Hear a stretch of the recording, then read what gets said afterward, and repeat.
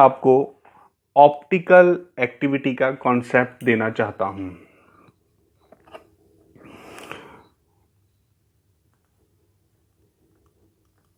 Optical activity, फर्ज करें हमारे पास एक मटेरियल है। अभी हम डिसाइड करते हैं ये मटेरियल कौन सा है और इसको फिर बाद में नाम देंगे। ठीक है, लेट्स सपोज मटेरियल है हमारे पास। लाइट है जो है प्लेन पोलराइज्ड। कौन सी लाइट है? Plane polarised light.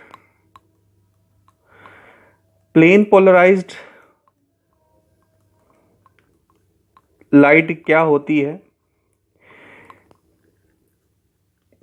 यानी कि इसका कोई एक वाइब्रेटिंग कंपोनेंट जो है इस रेफरेंस के साथ है, बाकी जो कंपोनेंट्स हैं वो पोलराइजर के जरिए हमने उनको ब्लॉक कर दिया, सिर्फ एक प्लेन को हमने सिलेक्ट कर लिया। ठीक है, यानी कि ये वाइब्रेटिंग प्लेन है इसका, ये इस तरह वाइब्रेट कर रही है लाइट, प्लेन पोलराइज्ड लाइट, और मूविंग पाथ जो है वो ये है, इस तरफ जा रही है लाइट। ठीक है जी, मटेरियल की तरफ। अब क्या हुआ, ये प्लेन पोलराइज्ड लाइट जब इस मटेरियल में से गुजरी है तो हुआ कुछ यूं कि इस मटेरियल ने इसका पाथ तो वही रहने दिया, यानी जा तो ये इस तरफ रही है, लेकिन वाइब्रेशन का जो एंगल है वो चेंज है। यानी कि पहले वाइब्रेशन ऐसे हो रही थी, अब वाइब्रेशन ऐसा होना शुरू हो जाए। ये किस वजह से हुई है? ये मटेरियल इस मीडियम की वजह से है, यानी इस वक्त ये मीडियम है जो इस वजह से हुई है। अगर ऐसा मीडियम जिसकी वजह से ये वाइब्रेशन प्लेन जो है, वाइब्रेशन जो है वो कुछ एंगुलर डिस्प्लेसमेंट तय कर जाए, ऐसे मटेरियल को ऑप्टिकल एक्टिव मटेरियल कहते हैं या ऑप्टिकल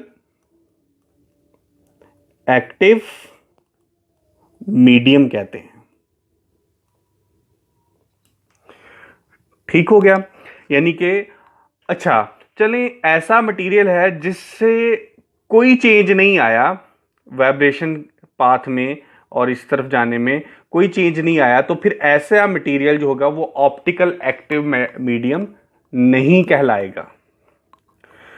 अमूमन एग्जाम्पल्स इसकी क्या हो सकती हैं? ज्यादातर क्वार्ट्ज है, ये ऑप्टिकल एक्टिव मीडियम है, और दूसरा शुगर है, और कुछ एसिड्स हैं वो भी ऑप्टिकल एक्टिव मीडियम्स हैं, कहलाते हैं।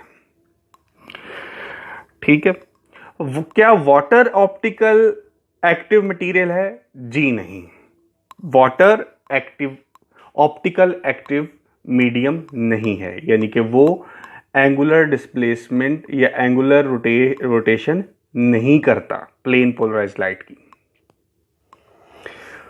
अच्छा जी, अब ये डिसाइड हो गया कौन से मटेरियल ऑप्टिकल एक्टिव मीडियम होते हैं, ये हमें पता लग चुका है।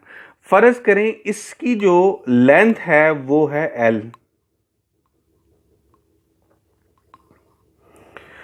अब ये एंगुलर डिस्प्लेसमेंट चेंज हुआ है, इसको एंगुलर डिस्प्लेसमेंट को फिजिक्स में थीटा से ज़ाहिर करते हैं। पता लगाता है कि ये जितनी इसकी लेंथ है बढ़ाते जाएं तो ये भी बढ़ता चला जाता है। पहली ऑब्जर्वेशन।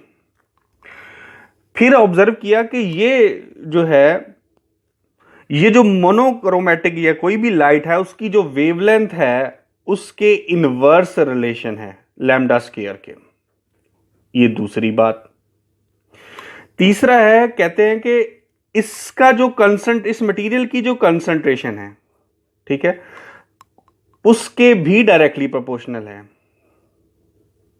केमिस्ट्री वाले कंसंट्रेशन को बेहतरीन तरीके से जानते हैं। ठीक है जी, बुनियादी बात है। अगर हम इन तीनों को कंबाइन करते हैं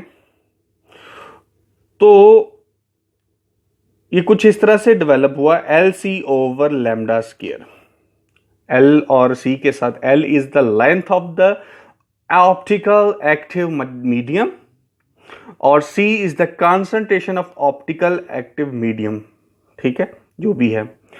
लैम्डा क्या है, ये इससे रिलेटेड है, ये प्लेन पॉजिटिव लाइट की जो वेवलेंथ है उससे लैम्डा स्क्वायर। जब भी ये प्रोपोर्शनैलिटी का साइन हटाते हैं तो क्या करते हैं, इज इक्वल टू का साइन लगाते हैं, सम कांस्टेंट लगाते हैं, L C over lambda square. यानी कि ये हम एक, व्हाट इज एस, हाँ जी इसकी बात करनी है। व्हाट इज एस, ये कहलाता है स्पेसिफिक रोटेशन। ये क्या कहलाता है, मीडियम की स्पेसिफिक रोटेशन। अब हर मीडियम यानी कि हर ऑप्टिकल एक्टिव मीडियम है, उसकी एक स्पेसिफिक रोटेशन है। तो स्पेसिफिक रोटेशन है यानी कि कांस्टेंट है। तो अगर हमें कहा जाए कि शुगर की आपने स्पेसिफिक, और हमें उसकी कोई कंसंट्रेशन दी हुई है और हमें कहा जाए कि उसकी स्पेसिफिक रोटेशन मालूम करें, तो इस फार्मूला से हम एस निकाल सकते हैं, थीटा लैम्डा स्क्वायर अपॉन में क्या आ जाएगा, एल सी। ठीक है, एस हम बता चुके हैं स्पेसिफिक रोटेशन। ठीक है, आई होप आपको ऑप्टिकल एक्टिविटी का कॉन्सेप्ट मिल गया होगा। इंशाल्लाह नेक्स्ट लेक्चर में हम आपको प्रैक्टिकल के बारे में ब्रीफ करेंगे। वस्सलाम।